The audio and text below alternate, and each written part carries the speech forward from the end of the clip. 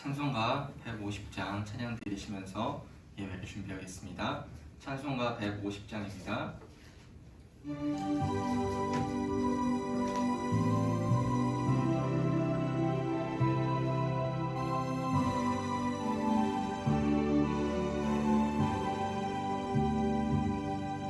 갈보리 산 위에 십자가 섰으니 주가 고난을 당하노라. 험한 십자가를 내가 살아가면 주가 보혈을 흘리리라. 최후 승리를 얻기까지 주의 십자가 사랑하리. 빛나며 유관 받기까지 험한 십자가 붙들겠네.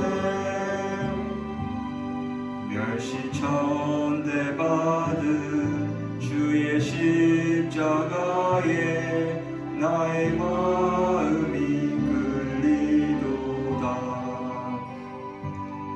귀한 어린 양이 세상 죄를 지고 험한 십자가 지셨도다. 최후 승리를 얻기까지 주의 십자가 사랑하리. 빛나며 유관 받기까지 험한 십자가 붙들겠네. 험한 십자가에 주가 흘린 피를 믿는 마음으로 바라보니 나를 용서하고 내 죄 사하시려 주가 흘리신 보혈이라. 최후 승리를 얻기까지 주의 십자가 사랑하리. 빛나며 유관 받기까지 험한 십자가 붙들겠네. 주님 예비하신 나의 본향집에 나를 부르실 그날에는 영광 중에 계신 우리 주와 함께 내가 죽도록 충성하리. 최후 승리를 얻기까지 주의 십자가 사랑하리. 빛나며 유관 받기까지 험한 십자가 붙들겠네.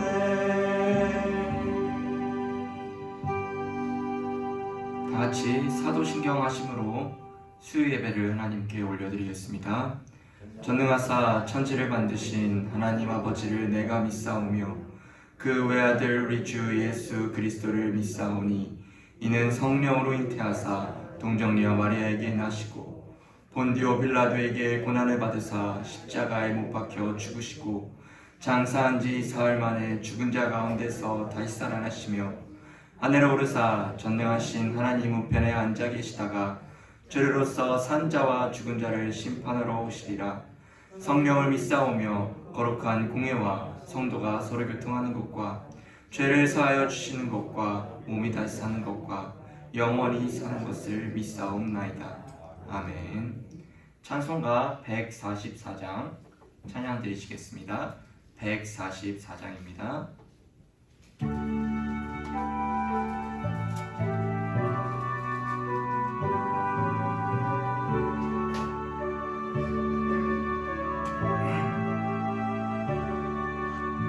예수 나를 위하여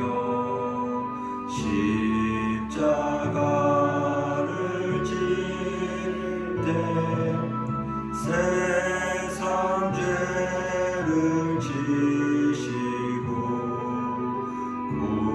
고초라 하셨네.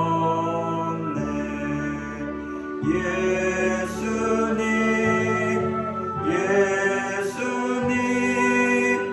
나의 죄 위하여 보배 피를 흘리니 죄인 받으소서. 십자가를 지심은 무슨 죄가 있나. 저무지한 사람들 메시아 죽였네. 예수님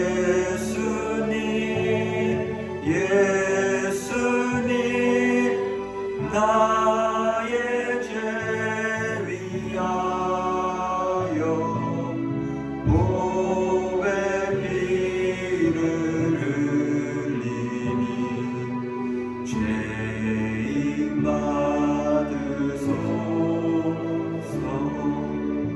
피와 같이 붉은 죄 없는 이가 없네. 십자가의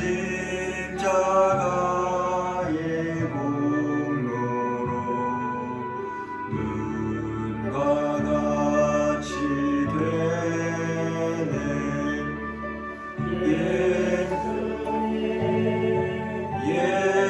예수님 나의 죄 위하여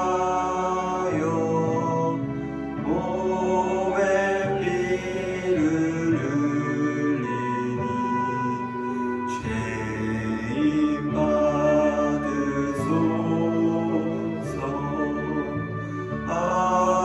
아름답다 예수여 나의 좋은 친구. 예수 공로 아니면 영원 영벌 받네. 예수님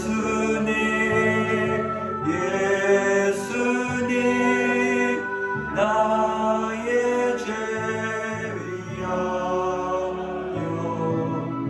보배 피를 흘리니 죄인 받으소서. 아멘.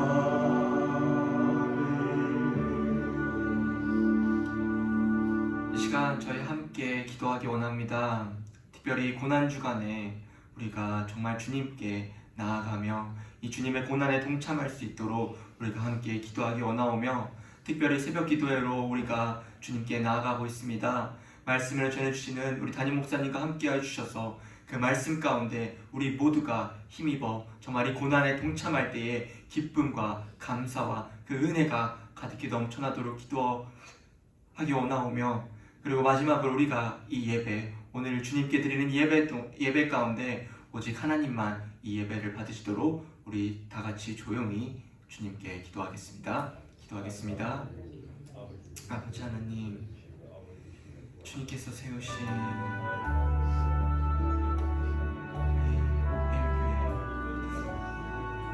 우리가 주님께 이 고난주간에 나아가오며 이 십자가의 그 사랑을 바라보기 원합니다. 주님, 그 사랑을, 그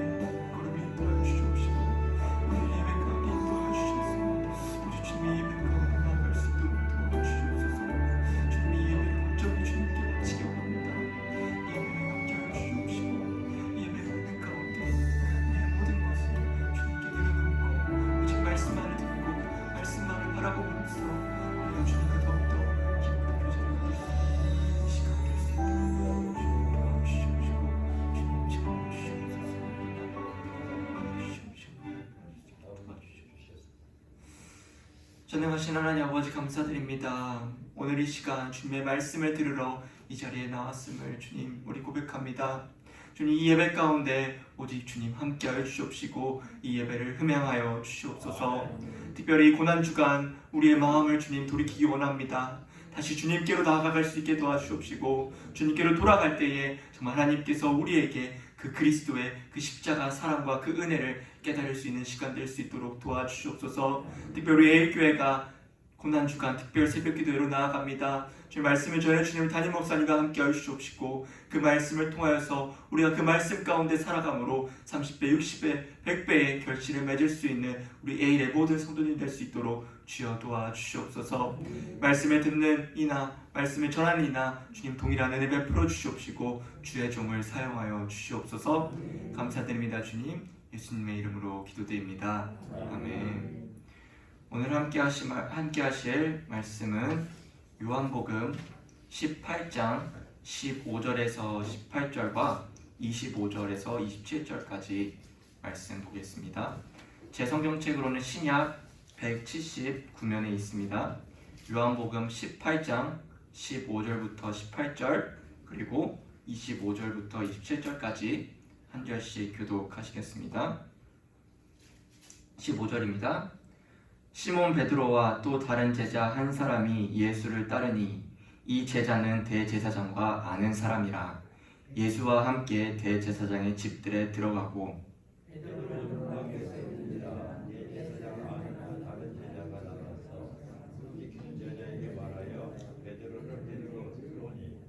문 지키는 여종이 베드로에게 말하되 너도 이 사람의 제자 중 하나가 아니냐 하니 그가 말하되 나는 아니라 하고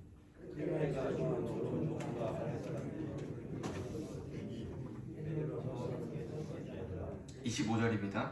시몬 베드로가 서서 불을 쬐더니 사람들이 묻되 너도 그 제자 중 하나가 아니냐? 베드로가 부인하여 이르되 나는 아니라 하니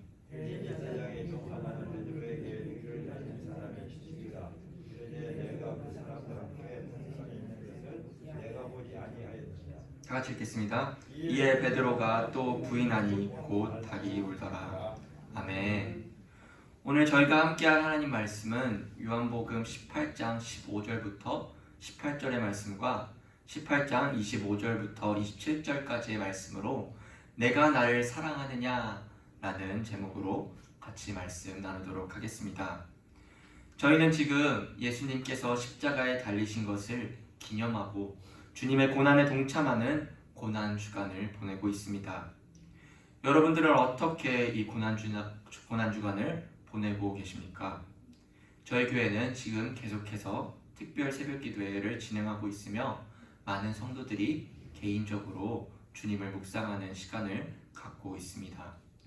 오늘 본문에서 나오는 인물은 우리가 너무나도 잘 아는 베드로에 대한 이야기인데요. 우리가 오늘 베드로에 대해 함께 살펴보면서 특별히 이 고난주간에 우리가 어떠한 마음과 어떠한 자세로 주님께 나아가야 하는지 말씀을 통해 나눠보는 시간을 갖도록 하겠습니다. 한국에서 신앙생활을 열심히 하는 부모님들 가운데 자녀들에게 성경에 나오는 인물을 그대로 이름 짓는 경우가 있습니다. 예를 들어 김요한, 박요셉 등 성경 인물 이름을 사용하여 그들의 믿음과 신앙을 본받아 살아가라는 의미로 많은 부모님들이 자녀의 이름을 짓지요. 저는 설교를 준비하면서 한 커뮤니티에 재미있는 글을 읽었는데요. 불교인 남편과 기독교인 아내에 대한 사연이었습니다. 아내는 출산 예정인 아들의 이름을 베드로로 이름 짓기 원했으며 남편은 반대하였죠. 이 글의 글쓴이 남편은 이렇게 적었습니다. 제 성은 박씨인데 박베드로 뭔가 이상하지 않나요? 라고 물으며 주변에 은총, 찬미, 요한 등 그런 이름은 들어봤어도 박베드로는 들어본 적 없다 하며 다른 건 다 양보해도 이 아들 이름만큼은 양보할 수 없다라고 글을 적었습니다. 그리고 그 글을 읽은 사람들은 댓글로 그럼 님은 지금 아내에게 가서 아들 이름을 박관세음이나 아미타불로 짓겠다고 해봐라 라고 댓글을 달며 놀렸다고 합니다. 여러분 주위에는 베드로라는 이름을 가진 분이 계신가요?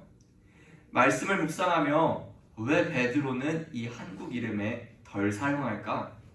성을 붙여서 박베드로, 윤베드로라는 이름이 좀 그렇기 때문에 그런 걸까? 아니면 또 다른 어떠한 이유가 있는 걸까? 잠시 생각해 보았습니다. 그리고 내가 가진 베드로에 대한 이미지는 어떠한가? 라는 생각을 갖게 되었죠. 여러분은 지금 베드로를 떠올릴 때 어떠한 이미지가 그려지시나요? 오늘 본문 요한복음의 저자 사도 요한은 이 요한복음 전체를 볼 때 베드로에 대해 긍정적으로 묘사해주고 있습니다. 오늘 본문의 내용을 살펴보기 전에 먼저 요한은 베드로를 어떤 사람으로 소개하였는지 살펴보기 원합니다. 요한은 베드로를 모범적인 제자로 묘사하며 1장에 예수님의 첫 번째 회신자들 가운데 하나였음을 기록합니다. 또한 요한복음 6장에서 많은 이들이 예수님의 충격적인 말씀을 듣고 그를 떠나갈 때 베드로는 68절과 69절에 주여 영생의 말씀이 주께 있사오니 우리가 누구에게로 가오리이까? 우리가 주는 하나님의 거룩하신 자인 줄 믿고 알았사옵나이다 라고 말하며 예수님 이외에는 다른 길이 없다고 주장한 멋진 제자였습니다. 13장에서는 예수님이 제자들의 발을 씻어주시는 내용이 등장하는데요. 베드로는 예수님을 깊이 존경하여 자신의 이 누추한 발을 씻으시는 것을 거절합니다. 그러자 예수님은 제자들의 발을 씻으시는 것이 제자도의 전제 조건임을 전했을 때 13장 9절에서 베드로는 주여 내 발뿐 아니라 손과 머리도 씻어주옵소서 말하며 온몸을 씻어달라는 말까지 합니다. 베드로는 이렇게 예수님 옆에서 언제나 함께하고 예수님을 존경하며 그를 충성스럽게 따라다닌 제자였습니다. 그리고 오늘 본문과 관련된 내용으로 예수님이 발을 씻어주신 후에 베드로는 용기 있게 13장 37절에 주여 내가 지금은 어찌하여 따라갈 수 없나이까? 주를 위하여 내 목숨을 버리겠나이다 라고 말하며 자신은 절대로 주님을 부인하지 않을 것이고 주를 위하여 내 목숨까지도 바치겠다고 버리겠다고 고백한 자입니다. 그는 또한 겟세마네 동산에서 예수님이 로마 보병대에 잡힐 때 예수님을 보호하려고 칼로 대제사장의 종을 치는 노력까지 하지요. 그리고 예수님께서 죄수로 끌려가셨을 때 베드로는 예수님을 혼자 그 어려움을 겪게 내버려두기 거부하여 그를 따라갑니다. 이렇게 사도 요한은 베드로를 탁월한 믿음의 제자로 묘사합니다. 그는 예수님이 친히 아끼시고 사랑하시는 제자임이 틀림없었습니다. 그러나 오늘 본문에 나오는 베드로는 지금까지 나온 베드로의 용감하고 믿음 있는 고백과 행동과는 달리 정반대인 모습을 보여주고 있습니다. 15절에 베드로와 또 다른 제자 한 사람이 예수님을 따라 대제사장의 집들에 가게 됩니다. 여기서 나오는 또 다른 제자는 예수님께서 사랑하시는 제자, 바로 이 책의 저자 요한을 이야기합니다. 17절에 문지키는 여종은 베드로에게 너도 이 사람의 제자 중 하나가 아니냐 라고 묻죠. 그녀는 요한과 함께 오는 베드로를 보고 뻔한 질문을 베드로에게 던진 것이죠. 그러나 그 질문에 베드로는 나는 아니라 대답하며 자신은 예수님의 제자가 아니라고 말합니다. 여기서의 핵심은 베드로가 주를 부인했다는 단순한 사실 자체가 아니라 예수님의 제자이자 아주 친밀했던 자신의 목숨까지도 내놓을 수 있다고 고백했던 제자가 지금 주를 부인했다는 데 있는 것입니다. 그는 이렇게 첫 번째로 자신이 예수님의 제자라는 것을 부인합니다. 베드로는 그저 대제사장의 집들 안으로 들어가기 위한 하나의 통과 의례쯤으로 거짓말했다고 여겼을 수 있지만, 이러한 부인을 한 번 행하였을 때 그것을 반복하는 것은 쉬운 일이 되어버렸습니다. 요한은 베드로의 첫 번째 부인 이후 19절부터 24절까지 예수님의 신문 장면을 본서에 넣어놓고 25절에 다시 베드로가 서서 불을 쬐는 장면으로 넘어갑니다. 25절에 베드로는 불을 쬐고 있는 가운데 사람들이 다시 베드로에게 너도 그 제자 중 하나가 아니냐 묻습니다. 그리고 베드로는 또다시 나는 아니라 말하며 예수님의 제자임을 부인하죠. 베드로의 부인에 관하여 다른 복음서에서도 이야기하는데요. 마가복음 14장 71절에서 베드로는 두 번째로 부인할 때 이렇게 말합니다. 그러나 베드로가 저주하며 맹세하되 나는 너희가 말하는 이 사람을 알지 못하노라 라고 말이죠. 그는 오히려 자신을 의심하는 자들에게 화를 내고 맹세하고 저주하며 나는 절대로 예수의 제자가 아니다 라고 말하는 것이죠. 그리고 여기서 끝나지 않습니다. 베드로에게 세 번째 질문이 찾아오는데요. 26절을 저희 다 같이 읽어보도록 하겠습니다. 시작. 대제사장의 종 하나는 베드로에게 귀를 잘린 사람의 내가 보지 아니하였느냐. 아멘. 베드로에게 세 번째 질문이 오자 그는 세 번째로 주님의 제자인 것을 부인하게 됩니다. 예수님을 세 번 부인했다는 의미는 완전히 부인했다는 의미를 갖고 있죠. 베드로가 이토록 겁을 먹고 부인했던 이유는 예수님의 제자라고 밝히는 것이 법률상의 죄는 아니지만 예수님의 제자라는 사실이 공공연히 고백할 때 곤란한 일이 생길 수 있었기 때문입니다. 그뿐만이 아니라 베드로가 더 직접적으로 염려했던 이유는 자기가 칼을 휘둘러서 대제사장의 종의 길을 벤 유일한 제자였다는 사실과 지금 이 안에 칼에 베었던 종의 친척이 있음을 알았기 때문이죠. 베드로는 세 번이나 반복적으로 예수님의 제자인 것을 부인합니다. 잠깐 내가 실수를 했구나 라는 상황이 아닌 명백히 확실히 부인한 것이죠. 누가복음 22장 61절에서는 주께서 돌이켜 베드로를 보시니 베드로가 주의 말씀 곧 오늘 닭 울기 전에 내가 세 번 나를 부인하리라 하심이 생각나서 라고 전합니다. 예수님은 베드로가 자신을 부인했다는 사실을 다 듣고 계셨고 보고 계셨던 거죠. 베드로는 자리에 있던 모든 사람에게 자신은 예수님을 모른다, 예수님의 제자가 아니다 외쳤습니다. 그는 세 번씩이나 완전히 완벽하게 주님을 부인한 거죠. 요한복음의 저자 이 요한은 베드로의 부인에 관한 내용을 이렇게 뼈대만 기록하고 그 뒤로 베드로에 대한 언급이 예수님의 부활 전까지 등장하지 않습니다. 예수님께서 베드로를 위해 십자가에 달리셔서 죽으실 때까지 베드로는 예수님을 따를 수 없었다는 사실을 뚜렷하게 요한은 보여주고 있는 것이죠.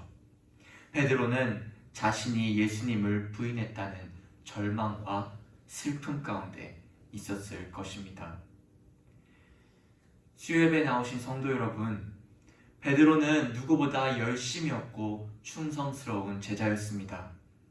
그러나 그는 예수님의 제자라는 사실이 밝혀지면 자신에게 어떠한 문제가 생기지 않을까 하는 염려에 3년을 함께 한 예수님을 모른다고 하였습니다. 그는 남들이 다 배신하더라도 자신은 주님을 따르겠다고 말했으며 자신의 목숨조차도 하나님께 드리겠다고 고백했던 자였지만 3번씩이나 완전하게 주님을 부인하였죠. 베드로는 실패한 제자라고 할 수 있습니다. 잘못되었다, 틀렸다, 손가락질 할 수 있죠. 그런데 여러분, 앞서 얘기했듯이 오늘 본문 말씀을 준비하면서 이 베드로의 이미지를 생각해 보니까 우리와, 특별히 저와 베드로는 별반 다를 바 없었습니다. 교회에 나와서 주님을 사랑합니다, 주님을 위해 살겠습니다 기도하고 찬양하는 나의 모습과는 달리 때로는 하나님보다는 나를 먼저 생각하고 나의 안위와 나의 평안만을 바라보며 혹시 나에게 불이익이 생길 것 같으면 잠시 하나님을 멀리하는 내 모습을 보았기 때문이죠. 그뿐만이 아니라 나에게 피해를 주는 사람이 있다면 그 사람을 정죄하고 그 사람을 욕하고 하나님의 그 사랑에 대해서 함께 나누지 못하는 내 모습을 보았습니다. 우리도 베드로처럼 주님을 부인하고 내 뜻대로 살아가려는 모습이 있는 부족하고 연약한 죄인들입니다. 그렇기 때문에 우리는 주님 없으면 안 된다는 사실을 기억해야 합니다.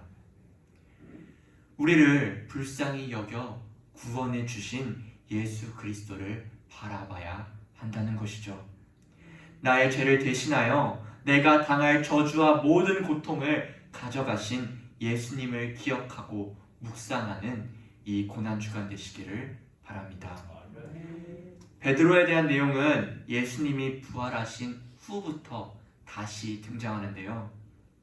마지막 요한복음 21장에서 예수님은 자신을 그토록 부인했던 베드로를 따로 부르시죠. 7 제자들과 함께 숯불 위에 있는 생선과 떡을 먹은 후에 예수님은 베드로를 콕 집어서 질문하십니다. 우리 요한복음의 21장 15절을 다 같이 읽어보도록 하겠습니다. 시작. 그들이 조반 먹은 후에 예수께서 시몬 베드로에게 이르시되 요한의 아들 시몬아, 내가 이 사람들보다 나를 더 사랑하느냐 하시니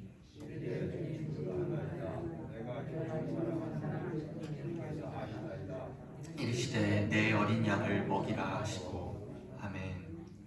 예수님이 베드로를 콕 집어 부를 때 베드로는 깜짝 놀랐을 것입니다. 내가 예수님을 부인했었는데, 예수님은 나의 모든 걸 지켜보셨는데 혹시 혼나는 건 아닐까? 싹싹 빌어야 하는 거 아닐까 생각했을 것입니다.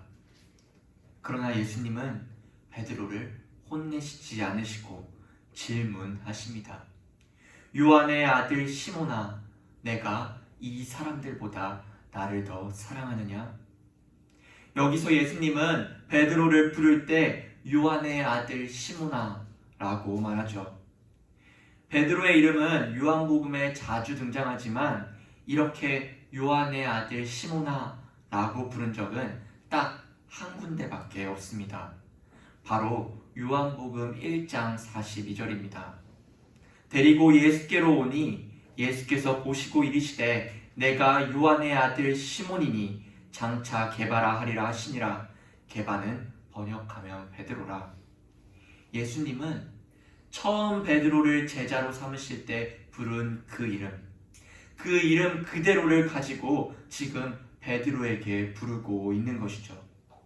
왜일까요? 너와 내가 처음 만나 너가 나를 따르겠다고 말할 때, 나를 처음 사랑한다고, 나를 믿겠다고 고백한 그때로 다시 돌아가기 원하셨던 것입니다. 그래서 예수님은 요한의 아들 시몬아 라고 베드로를 부르신 것이죠. 예수님은 이름을 부르시며 내가 이 사람들보다 나를 더 사랑하느냐? 질문하셨습니다. 이는 베드로가 마가복음 14장 29절에서 얘기한 다 버릴지라도 나는 그리하지 않겠나이다 라고 고백하며 그 고백을 떠올리게 하며 다시 한번 베드로에게 정말로 나를 사랑하는지 묻고 계신 것입니다. 그러자 베드로는 내가 주님을 사랑하는 줄 주님께서 아십니다 말합니다. 베드로가 생각해보니까 자신이 주님을 사랑하는 거예요. 비록 자신이 예수님을 모른다 하였고 예수님의 제자가 아니라고 부인했지만 주님의 기대치에 못 미치는 사랑이지만 그래도 주님을 향한 마음이 있고 주님을 조금이나마 사랑하는 거예요. 그래서 부끄럽지만 정말 부족하지만 솔직하게 대답한 거죠. 그러자 예수님은 내 어린 양을 먹이라 말씀합니다. 이제 베드로는 다 끝난 줄 알았습니다. 주님이 내 마음 아시니까 이제 괜찮을 거라 생각했었죠. 그런데 예수님은 두 번째로 요한의 아들 시몬아 내가 나를 사랑하느냐 물으십니다. 방금 물어봤고 방금 대답했는데 예수님은 두 번째로 물으셔요. 그래서 베드로는 또다시 대답하죠. 그렇습니다 주님. 내가 주님을 사랑하는 줄 주님 아시잖아요. 내가 많이 부족하고 못하는 거 알지만 그래도 나 주님 사랑하는 거 맞는 것 같아요. 그랬더니 예수님은 내 양을 치라 말씀합니다. 이제 정말로 이제 진짜 끝난 줄 알았던 베드로에게 예수님은 세 번째로 물으십니다. 우리 요한복음 21장 17절을 다 같이 읽어보도록 하겠습니다. 시작. 세 번째 이르시되 요한의 아들 시몬아 내가 나를 사랑하느냐 하시니 주께서 세 번째 내가 나를 사랑하느냐 하심으로 내가 주님을 사랑하는 줄을 주님께서 아시나이다. 예수께서 이르시되 내 양을 먹이라. 아멘. 세 번째 질문을 듣고 베드로는 그 전과 달리 근심하게 돼요. 여기서 사용한 근심하다라는 단어는 단순히 잠시 걱정했다라는 뜻이 아니고요.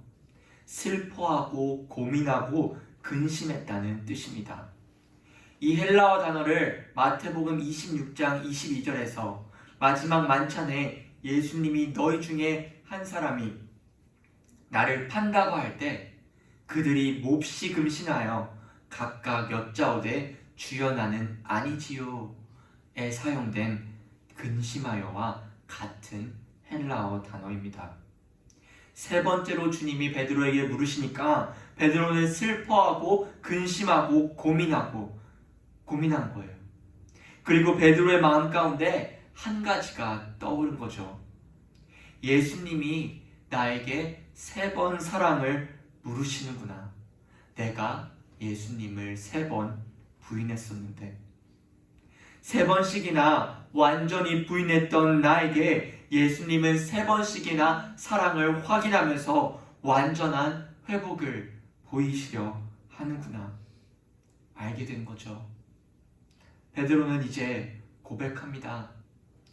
주님, 나의 비참한 실패에도 불구하고 주님께서 나를 향하여 무엇과도 비교할 수 없는 그 사랑과 회복을 나타내신다는 것을 나 이제야 알게 되었습니다. 저 부족하지만 주님께서 나에게 베풀어 주신 그 사랑을 알게 되었으니 나도 주님을 사랑하겠습니다. 주님께서 나에게 맡기신 주님의 양떼를 돌보라는 사명 내가 감당해 나가겠습니다. 그렇게 고백한 것이죠. 사랑하는 여러분, 우리도 그렇지 않나요? 우리 삶을 돌아보면 우린 매번 넘어집니다. 부족하고 연약해서 또 쓰러져요. 일주일 내내 살면서 얼마나 주님을 위해 살아가셨습니까? 바쁘다는 핑계로, 힘들다는 변명으로 주님과의 교제가 사라지진 않았나요? 정말로 주님 뜻대로 살아간 적 없고 말씀대로 살아간 적 없는 게 우리의 삶 아닌가요? 그런데 그런 우리에게도 주님은 물으시는 거죠. 명철아, 누구야 내가 나를 사랑하느냐? 라고 말이죠. 그때 우리가 내세울 게 무엇이 있을까요? 그때 우리가 예수님에게 보여줄 게 무엇이 있을까요? 우리가 가진 것은 아무것도 없습니다. 우리가 내세울 건 아무것도 없죠. 그러나 우리가 받은 것은 있습니다. 바로 십자가에서 나타나신 하나님의 사랑입니다. 하나님의 사랑은 사랑하는 대상의 가치와 사랑하기 위해 치러야 했던 희생의 가치로부터 그 사랑의 크기를 가늠할 수 있습니다. 하나님이 사랑하시는 대상인 우리는 참으로 가치 없는 무가치한 자들입니다. 도저히 사랑할 수 없는 죄인, 저주받아 죽는 것이 마땅한 죄인이 우리입니다. 그리고 사랑하기 위해 치러야 했던 희생의 가치는 바로 자기 아들인, 하나님의 아들인 예수 그리스도시지요. 하나님이신 예수 그리스도가 우리 같은 죄인을 위해 죽으신 것입니다. 가장 가치 없고 가장 더러운 죄인을 위해 가장 고귀하고 가장 의로운 분이 희생하셨다는 사실이죠. 하나님의 사랑으로 인해 우리가 이 자리에 있음을 믿으시기 바랍니다. 십자가의 사랑 없이는, 십자가에서 나타내신 그 은혜 없이는 우리가 아빠, 아버지라 부를 수 없으며 우리가 그리스도인이라 대답할 수 없을 것입니다. 그러니 우리는 베드로처럼 우리 부족하고 우리 연약하고 우리 잘한 것 없고 우리 계속해서 잘한 것 없이 할 것입니다. 왜냐하면 넘어질 거기 때문에요. 계속해서 넘어질 거고 쓰러질 것이지만 주님께서 우리에게 사랑을 물으실 때 우리가 주님께서 우리를 사랑하시니 하나님께서 그 사랑을 우리에게 보이셨으니 저도 주님 사랑하겠습니다. 대답할 수 있는 것이죠. 오늘 우리는 예수님을 3번씩이나 부인했던 베드로를 용서하시고 예수님과의 교제와 섬김을 회복시켜 주신 은혜를 살펴보았습니다. 이는 우리의 삶 속에서 우리에게도 소망이 있다는 것을 보여주지요. 남은 고난주간을 보내면서 2가지를 기억하면 좋겠습니다. 첫 번째는 나는 철저한 죄인이라는 사실이죠. 그리고 2번째는 이러한 죄인인 나를 사랑하시어 나를 깨끗게 하시려고 십자가에 대신 죽으신 예수님을 감사한다는 사실입니다. 우리 모든 에일의 성도님들이, 이 자리에 계신 모든 성도님들이 이 고난주간 가운데 예수님을 더욱 묵상하며 십자가의 은혜를 바라보며 기도하는 저와 여러분 되시기를 주님의 이름으로 소망합니다. 기도하겠습니다. 전능하신 하나님 아버지, 감사합니다. 죄와 허물로 죽었던 우리를 그 십자가에서 나타내신 그 사랑과 은혜로 말미암아 어린 양 되신 예수님께서는 보혈의 피를 흘리심으로 우리를 구속해 주셨습니다. 주님, 그 은혜에 감사합니다. 주님, 그 은혜 때문에, 그 사랑 때문에 우리가 지금 이 자리에 나와 주님께 사랑합니다 고백할 수 있음을 주님, 우리가 믿고 나아갑니다. 주님, 이 고난주간에 우리가 더욱더 주님께 나아갈 수 있는 자들 될 수 있도록 도와주시옵소서.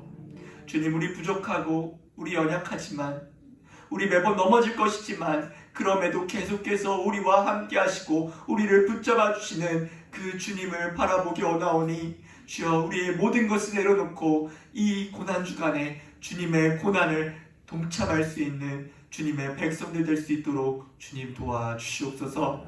감사드립니다. 주님, 예수님의 이름으로 기도드립니다. 아멘. 저희 찬송가 149장 찬양 드리시겠습니다. 찬송가 149장입니다.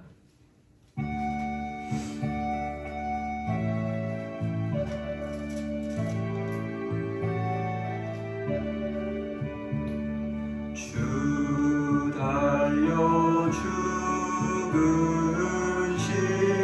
십자가 우리가 생각할 때에 세상에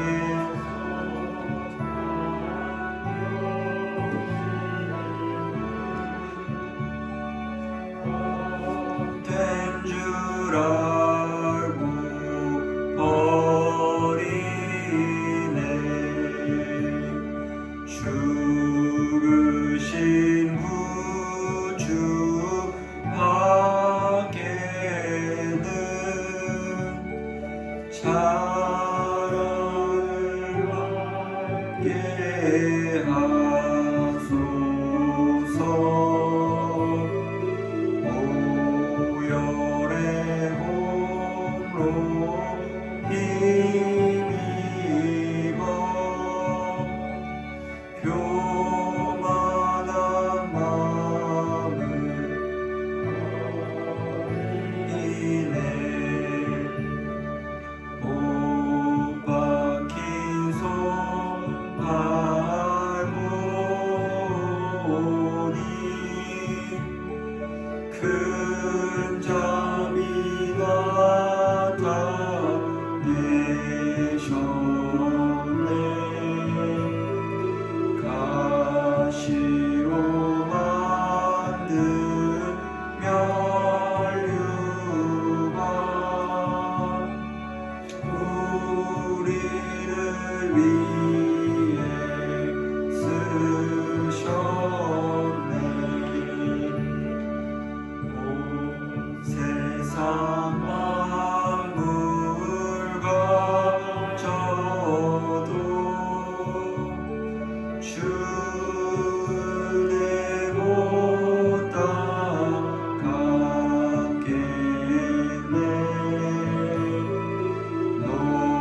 놀라운 사랑 받은 나 몸으로 재물 삼겠네. 아멘. 광고입니다. 계속해서 고난주간 새벽기도회가 있습니다. 주제는 고난받는 그리스도로 4월 11일 월요일부터 계속해서 16일 토요일까지 새벽 5시 30분에 본당에서 예배를 드리고 실시간 영상 예배로도 진행합니다. 헌금 기도하신 후에 주기도문 하시고 수요 예배를 마치겠습니다. 하나님 아버지, 이 시간 우리가 예배를 드리며 주님께 예물을 드립니다. 주님, 예물을 드린 손길 위에 하나님의 신비스러운 축복이 임하여 주시옵소서. 주님, 이 예물을 통하여서 하나님의 나라가 이루어지기 원합니다. 주님, 예물을 통하여서 주님 오직 주님께 바치기 원하오니 주여, 주시는 이도 여호와시고 거두시는 이도 여호와심을 고백하며 우리가 이 예물을 드리오니 주여 이 예물을 받아 주시옵시고 우리가 이 예물을 통하여서 정말 하나님께 온전히 나아갈 수 있는 그 믿음과 그 지혜를, 능력을 주시옵소서. 감사드립니다. 주님, 예수님의 이름으로 기도드립니다. 아멘. 하늘에 계신 우리 아버지여, 이름이 거룩히 여김을 받으시오며 나라에 임하옵시며 뜻이 하늘에서 이루어진 것 같이 땅에서도 이루어지이다. 오늘날 우리에게 일용할 양식을 주옵시고 우리가 우리에게 죄 지은 자를 사하여 준 것 같이 우리 죄를 사하여 주옵시고 우리를 시험에 들게 하지 마옵시고 다만 악에서 구하옵소서. 대개 나라와 권세와 영광이 아버지께 영원히 있사옵나이다. 아멘.